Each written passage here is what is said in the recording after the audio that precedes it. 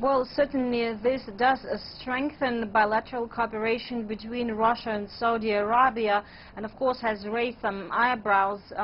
in the United States over this deal, which is unprecedented for Russia. It has been in the talks for many years, but has unsuccessfully been put off.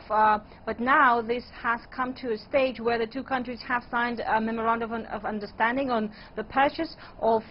Russia's advanced anti-missile defense systems S-400. There are very little official details on when and how this deal will progress and what are the stages when the supplies will begin, but media reports estimate the cost of this deal as some $3.5 billion, which actually exceeds any of the economic deals and energy deals that were also on the table during the talks between Russia's President Vladimir Putin and King Salman of Saudi Arabia on a Thursday, and of course the deal, more talks that continue today between the Saudi delegation and Russian Prime Minister Dmitry Medvedev and his cabinet and other officials. Of course, this once supplied to Saudi Arabia, these S-400 anti-missile defense weapons will allow Saudi Arabia to boost its air defense systems, its capabilities also, and would perhaps, as some military experts have said, could possibly balance out some of the tensions, as the same advanced weapons S-400 have been been agreed to be supplied to Turkey, and these supplies are expected to come in coming years, and to India. And also Russia has installed S-400 systems in Syria to protect the operations of Russian air forces that are supporting the Syrian government in its fight against terrorism currently, and has been supporting them for the past 2 years. So this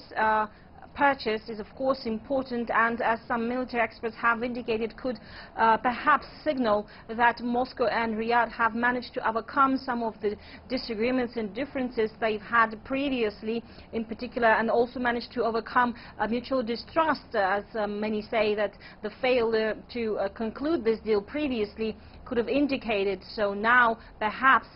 this could signal that possibly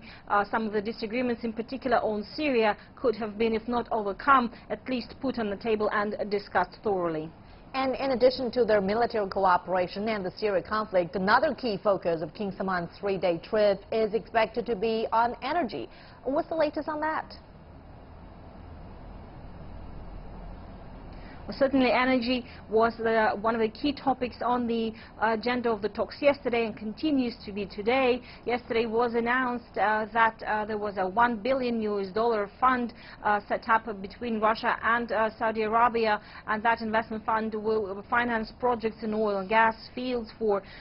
various plants, petrochemical plants, and a liquefied energy plant to be created here in Russia, and also possibly for Russian companies to provide drilling services to Saudi Arabia firms. But of course, apart from energy, which is a vital and important bilateral cooperation, there's also an international sort of outreach of that cooperation between Russia and Saudi Arabia, as the two countries are one of the leaders in oil production, and they have managed so far successfully to convince 24 countries, members of the OPEC and a non-OPEC group of countries, to stabilize oil prices by agreeing on an oil output freeze, first by March of next year, and now there are expectations that two countries, Russia and Saudi Arabia, will support the idea of extending that freeze possibly until the end of next year. That could help stabilize global oil prices and benefit both economies of both countries that are dependent on oil revenues, and certainly help balance out and stabilize global energy markets.